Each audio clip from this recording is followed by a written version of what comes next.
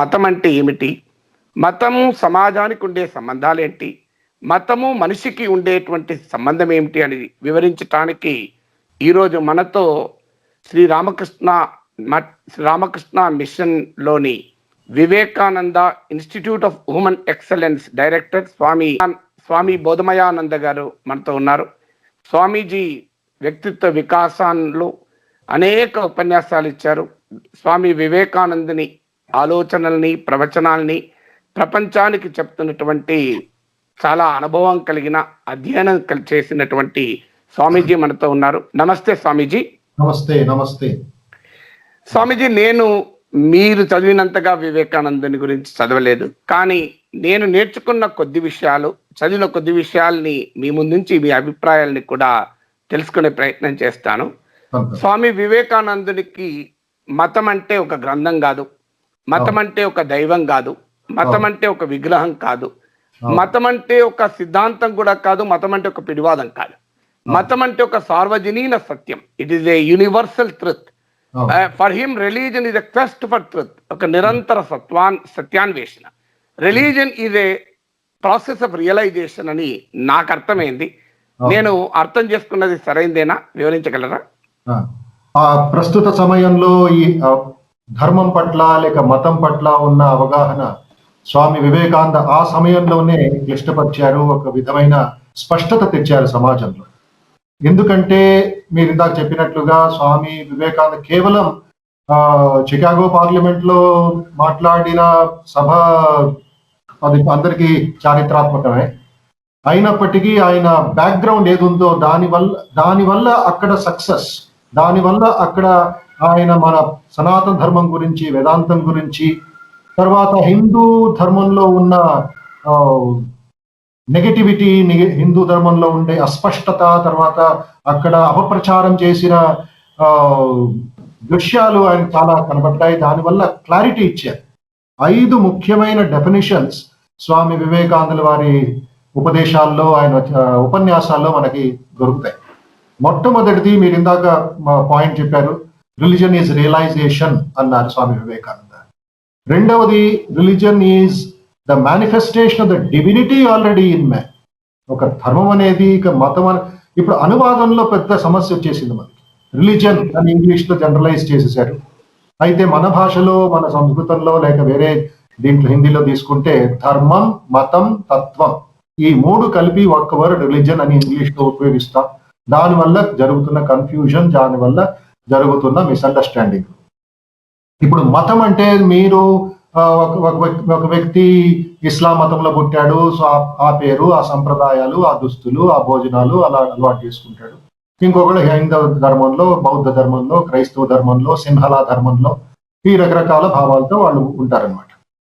ఇప్పుడు ఈ డెఫినేషన్ తీసుకుంటే ఈ మతం పట్ల మనకి ఏ విధమైన ఒక ఇది ఉండదు, చర్చించే ఒక అవసరం లేదు. ఎందుకంటే ప్రతి వ్యక్తి తన కుటుంబంలో లేక తన ఉన్న సరౌండింగ్స్ లో, ఆ పరిస్థితుల్లో, పరిసరాల్లో పెరిగిన ఇది తీసుకొని పాటిస్తూ ఉంటాడన్నమాట. ఎప్పుడైతే మనం తత్వం లేక అన్వేషణ, జిజ్ఞాస ఒక ప్రాసెస్ కింద తీసుకుంటామో అప్పుడు religion transcends all the limitations అని చెప్తాం, ట్రాన్సెండ్స్ ఆల్ ది బౌండరీస్ అని చెప్తాం. అందుకే అక్కడ వివేకానంద ఒక మెట్టు వేరే నాయకుల కంట, వేరే సామాజిక వేత్తల కంట ముందుకు వెళ్ళారు. Religion is the manifestation of the divinity already in man. ఇది మన ఎంతవరకు యువకుల్లో, యువతీల్లో, చదువుకున్న వాళ్ళలో స్ప్రెడ్ చేస్తే అంత మంచిది. ప్రతి వ్యక్తిలో ఉండే దైవత్వాన్ని గర్భితంగా ఉండే దీన్ని బహిర్గతం చేసేది రిలీజియన్. డివినిటీని మేనిఫెస్ట్ చేయాలి.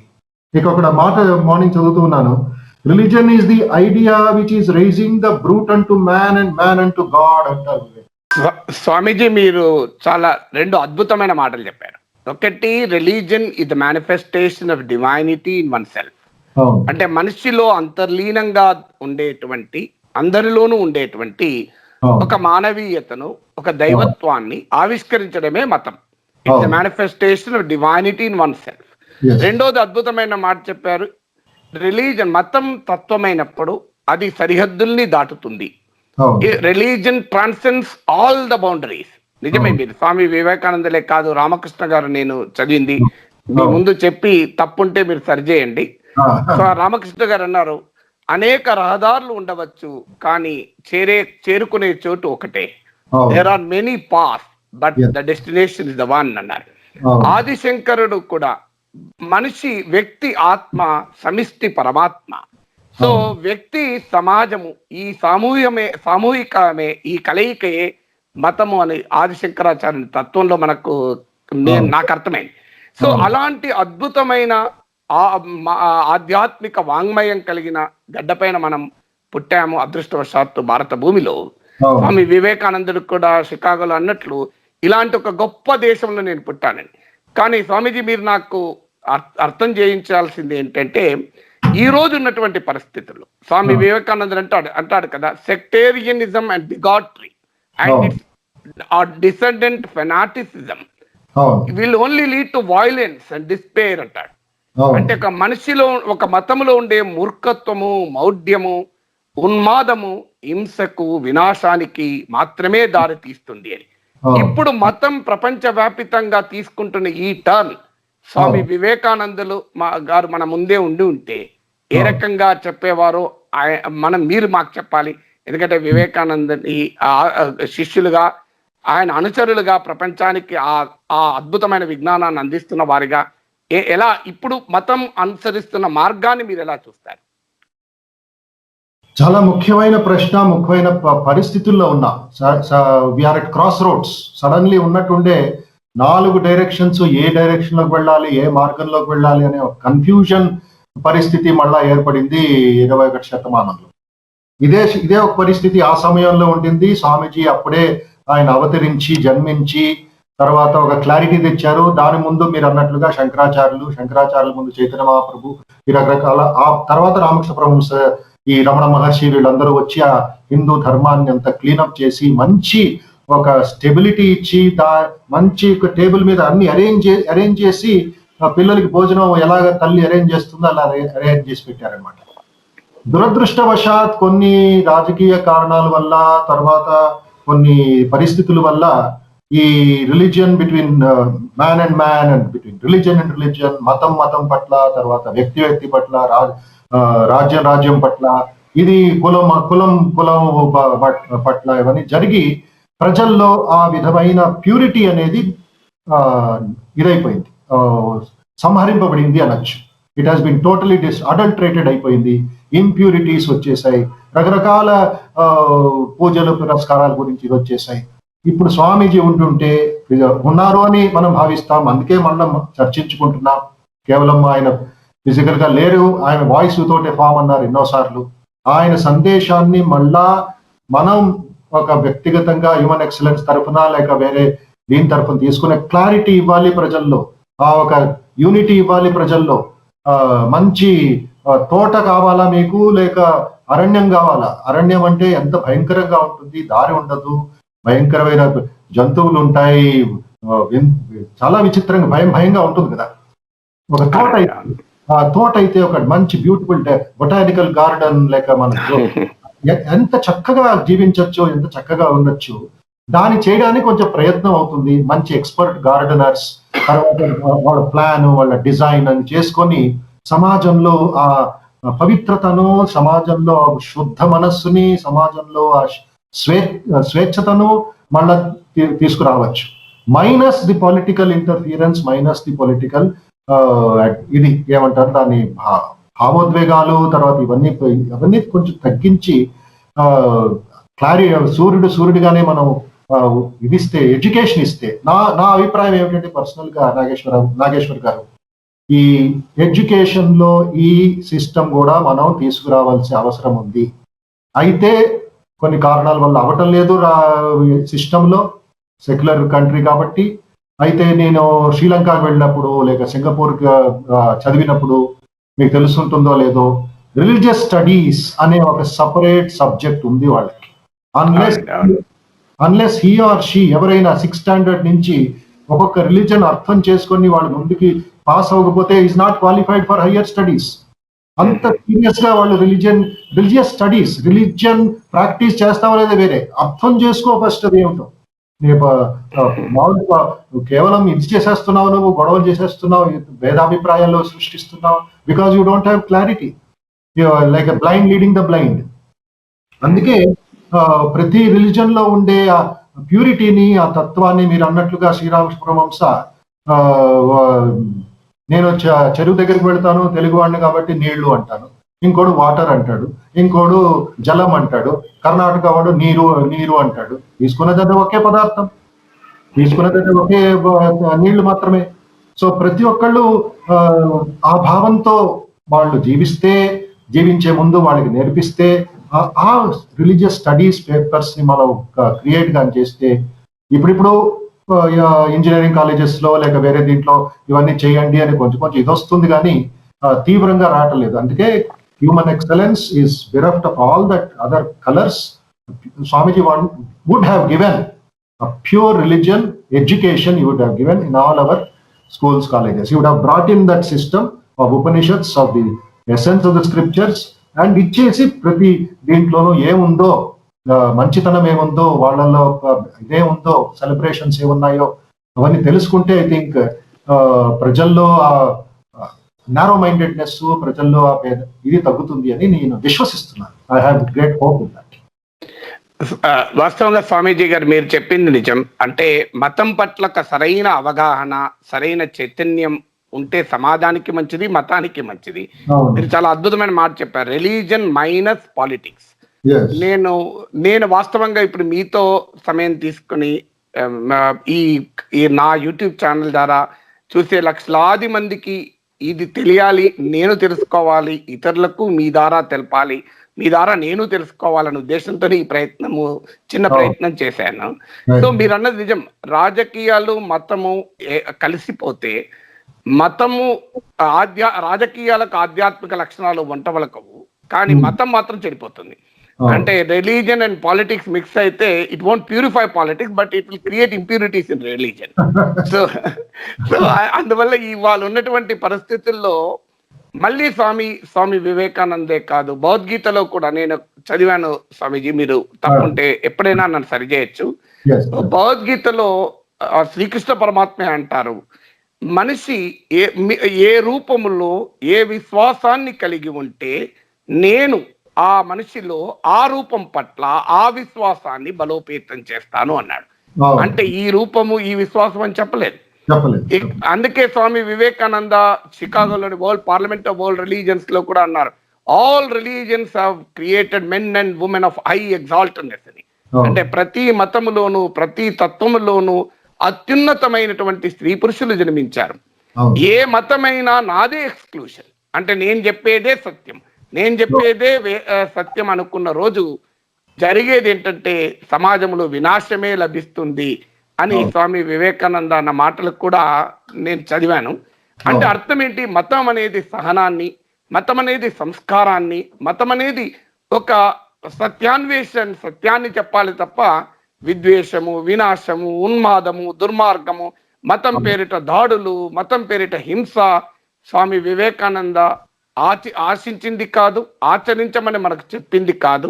అందువల్ల స్వామి వివేకానంద మార్గములో నడిచే ఏ భారతీయుడైనా, ఏ మానవుడైనా మతం పట్ల ఈ సార్వజనీన దృక్పథాన్ని కలిగి ఉండాలి, ఒక విద్వేషపూరితమైన ఆలోచన కాదు అనేది నాకు అర్థమైంది స్వామీజీ. ఆ భావం మనం ఎంతవరకు అది గ్రామాల్లో లేక ఒక సెక్షన్ ఆఫ్ ది సొసైటీ సమాజంలో వాళ్ళకి మనం తీసుకువెడితే అంత మంచిది అని నేను భావిస్తున్నాను. నేను పూజిస్తున్నాను, నువ్వు పూజిస్తున్నావు, నేను ఇది చేస్తున్నా, నువ్వు చేస్తున్నావు, let me respect you, let you respect me అనే ఆ ఒక సమంజసం, ఆ ఒక సింబియోసిస్ మనం తీసుకొచ్చే ప్రయత్నం చాలా అవసరం ఉందని నేను భావిస్తున్నాను. ఈ మతం ఆ మతం అని కాదు, ప్రపంచవ్యాప్తంగా అన్ని మతాల్లో సంస్కరణవాదాలు ఉన్నాయి, అన్ని మతాల్లో ఉన్మాదాలు కూడా ఉన్నాయి. సో మనిషికి ఏ మతంలో ఉన్మాదాన్నైనా దాన్ని మనం ఖచ్చితంగా వ్యతిరేకించాలి. ఇక్కడే మనం ప్రజలకు చెప్పాల్సింది, నేను అందరికీ చాలా సందర్భాలు ఉపన్యాసాలు చెప్తుంటాను, స్వామీజీ మీరు మరొకసారి తప్పుంటే సరిచేయండి. సో స్వామి వివేకానందుడు అన్నది మీరు ఇంతకుముందు ఏదైతే అన్నారో, నేను పూజిస్తాను మీరు పూజిస్తారు, మీ మీ మీ మీ పూజ పట్ల, మీ ధర్మం పట్ల నాకు గౌరవం ఉండాలి, నా ధర్మం పట్ల మీకు గౌరవం ఉండాలి. So that is the level of mutual tolerance. Swami Vivekananda అన్నమాట, నేను గుడిలో పూజలు చేస్తాను, మసీదులో ప్రార్థనలు జరుపుతాను, శిలువ ముందు మోకరిల్లుతాను, మానవ సమాజము భవిష్యత్తులో ఆవిష్కరించే నూతన రకాల ఆరాధనా పద్ధతులకు నా హృదయపు తలుపులు తెరిసే ఉంచుతాను అని అన్నారు. అంటే ఈ was not even existing forms of worship respect చేయడమే కాదు, ఫ్యూచర్ లో హ్యూమన్ సివిలైజేషన్ లో ఏ ఫార్మ్స్ ఆఫ్ వర్షిప్ వస్తాయో తెలియదు, వాటికి కూడా నేను నా మైండ్ అండ్ హార్ట్ ఓపెన్ చేసి ఉంచుతాను అన్న. అంతకన్నా ఇక గొప్పతనము, అంతకన్నా సార్వజనీయం, అంతకన్నా యూనివర్సాలిటీ ఇంకేదైనా ఉంటుందా అనేది నా అభిప్రాయం. మతము ఒక ఈనాడు ఉన్న భౌతిక జీవితం నుంచి ఒక పలాయనవాదం, అంటే ఎస్కేపిజానికి ఉపయోగపడుతుందన్న విమర్శ కూడా ఉంది. కానీ స్వామి వివేకానంద మతాన్ని ప్రస్తుత భౌతిక పరిస్థితులు మార్చుకోవడానికి కూడా ఉపయోగించారు. మతానికి కాలే కడుపుకు మతం అంటే అర్థం లేదు, religion has no relevance for empty bellies అంటే ఒక రకంగా ఇది స్పిరిచువల్ ఇగాలిటేరియనిజాన్ని బోధించాడు. అంటే ఆధ్యాత్మిక ప్రపంచంలోనే కాదు, భౌతిక ప్రపంచంలో కూడా సమానత్వం కావాలని కాంక్షించాడు. ఈ రోజున్న సామాజిక ఆర్థిక పరిస్థితులకు స్వామి వివేకానందుని ప్రవచించిన ఆలోచనలకు నుంచి చూస్తే మనం సమాజాన్ని, ఈ రోజున ఆర్థిక పరిస్థితుల్ని, సామాజిక స్థితిగతుల్ని, కుల వ్యవస్థని ఎలా అర్థం చేసుకోవాలి చివరగా వివరించగలరా స్వామీజీ? ఇక్కడ ఒక మంచి మాట ఏమిటంటే, ది అప్లికేషన్స్ స్వామి వివేకానంద చాలా ఒత్తిడి ఇచ్చారనమాట. కేవలం అప్రిసియేషన్ కాకుండా, దాన్ని పొగడ్డం కాకుండా, దాన్ని ఆరాధన చేయకుండా, ఇది ఎలాగంటే శ్రీరామపురం అంటారు, పాలు గురించి విన్నవాడు గొప్పవాడా, లేక పాలు తాగి దాన్ని జీర్ణించుకొని దాని ప్రభావం, దాని ఒక గొప్పతనం తెలుసుకున్నవాడు మంచివాడా? అలాగైపోయింది. గొప్ప మాట అండి. సో పాలు గురించి నేను ఎన్నో లెక్చర్స్ కొట్టుకుంటా, వింటూ ఉంటా, కూడా చూస్తే ఏం లాభం నాకు. ఒక్క మాట చాలు, మన ఎడ్యుకేషన్ సిస్టమ్ మొత్తం మారుస్తుంది. మా గురువు గారు అనేవారు, సైన్స్ చదవడం ఇంపార్టెంట్ కాదు, సైంటిఫిక్ ఆలోచించడం ఇంపార్టెంట్. చాలా కరెక్ట్ అండి. చరిత్ర చదవడం కాదు, చరిత్ర సృష్టించడం, మంచి చరిత్ర సృష్టించడం ఇంపార్టెంట్ అని. మీరే mark behind you having been born as a man అని. సో ఆ ఉపనిషత్తుల తర్వాత వేదాంతాల, లేక మన హైందవ ధర్మం ఏ వేదాల తత్వానికి వచ్చిన ఎంత స్వారసత్వం మంది, అవన్నీ మనం మర్చిపోయి ఊరికనే ఆ అప్లికేషన్ ఎప్పుడైతే మనం గోడ కట్టేశామో between secular and sacred. Sister Nivedita మీరు మాటలు చదువుకుంటారు, వివేకానంద వారి కంప్లీట్ వర్క్స్ కి ఫస్ట్ వాల్యూమ్ లో ఇంట్రొడక్షన్ రాస్తుంది భగిని సోదరి నివేదిత. వివేకానంద వచ్చిన తర్వాత to labour is to pray, to conquer is to renounce, life itself is religion అంటుంది ఆవిడ. ఎంత పవర్ఫుల్ మెసేజ్ అది, ఎంత పవర్ఫుల్ యాంటీబయాటిక్ ఇది. సో చూడండి, life itself is religion. నువ్వు బిజినెస్ మ్యాన్, మీరు ఒక ప్రొఫెసర్, నేను విద్యార్థిని, లేక ఎవరో ఒకడు వ్యాపారం చేస్తూ ఉంటాడు, లేక రైతులు, లేక మీరు తర్వాత బిజినెస్ చేస్తూ ఉంటారు, ఐఏఎస్ ఆఫీసర్ కావచ్చు, కమిషనర్ కావచ్చు, ప్రధానమంత్రి కావచ్చు, వాళ్ళ లైఫే ఒక రిలీజియన్ గా అయ్యే ఒక భావాలు, ఒక ప్రాసెస్ ని, ఒక బ్లూ ప్రింట్ ని స్వామీజీ మనకు అందించారు. అందుకే ఒక కుంభకోణంలో 1897 అమెరికా నుంచి తిరిగి వచ్చి ఆయన భారతదేశాన్ని అంతా ఉద్దేశించి ఒక అవేకనింగ్ తీసుకొచ్చారే, నా భారతం అమర భారతం అని. కుంభకోణం పట్టణంలో ఒక ప్రసంగంలో ఒక మాట అంటారు Vivekananda, teach your self, teach every one his or her real nature. చూడండి అక్కడ, your self and every one his or her real nature అన్నారు. ఏమిటా రియల్ నేచర్? నీలో ఉండే ఆత్మతత్వం, నీలో ఉండే ఆత్మభావం, అది నేర్చుకో. ఎక్కడ ఉన్నావు నువ్వు? దిగజారిపోతున్నావు. I stand upon this platform and say everything is vanity. తర్వాత అంటారు ఆయన, call upon the sleeping soul and see how it awakes. ఈ యువకులకి, ఈ మన ప్రజలకి, మన ప్రభుత్వాలకి నేర్పిస్తూ, సెక్రటేరియట్ స్టాఫ్ లో నేర్పిస్తే ఎంత మార్పు కలుగుతుంది వాళ్ళకి. Awaken the sleeping soul and see how it awakes. Power will come, glory will come, goodness will come, purity will come, and everything that is excellent will come if the sleeping soul is roused to self-conscious activity and garjistar Vivekananda. ఏం మనకు కావాలి, మీకేం కావాలి, ఒక వ్యక్తికి ఏం కావాలి? Power, glory, goodness, purity, excellence. దానికంటే ఇంకేమిటి? అన్ని వచ్చేస్తాయి అతనికి. He will become a chakravarti of the world. ఆర్థికంగాను, భౌతికంగాను, సామాజికంగాను ఈ ధార్మిక తత్వాలు, మతంపై ఉండిన తత్వాలు ప్రాక్టికల్ గా అనుష్ఠించవచ్చు, ఆచరించవచ్చు మనం అందరం అని చెప్పి స్వామీజీ ఆయన లేఖల్లో దీంట్లో రాస్తారు. తర్వాత అవే మనకి మా స్కూల్ కాలేజీల్లో అవన్నీ ఇంప్లిమెంట్ అవుతున్నాయి, ప్రయత్నిస్తున్నాం మేము కూడా. తర్వాత ఇవి ఇప్పుడు బికాజ్ ఆఫ్ మీడియా టెక్నాలజీ మీ అందరు ఉన్నారు కాబట్టి ఇంకొంచెం నలుమూలలా అది వెళ్తే ఐ థింక్ ఈ ద్వేషాలు, రాజకీయాలు అవన్నీ తగ్గి కొంచెం భవిష్యత్తులో మంచి యువతీయులు తయారవుతారు, మన సమాజం కళ్యాణంగా ఉంటుంది, మంగళంగా ఉంటుందని నేను భావిస్తాను. స్వామీజీ, మీరు చాలా మంచి విషయాలు చెప్పారు. మీరు అన్నది 100% నిజం. Life itself is a religion. నాకు మీరు అన్న తర్వాత ప్రఖ్యాత చరిత్రకారుడు సర్వేపల్లి గోపాల్ అన్న మాటలు గుర్తొస్తున్నాయి.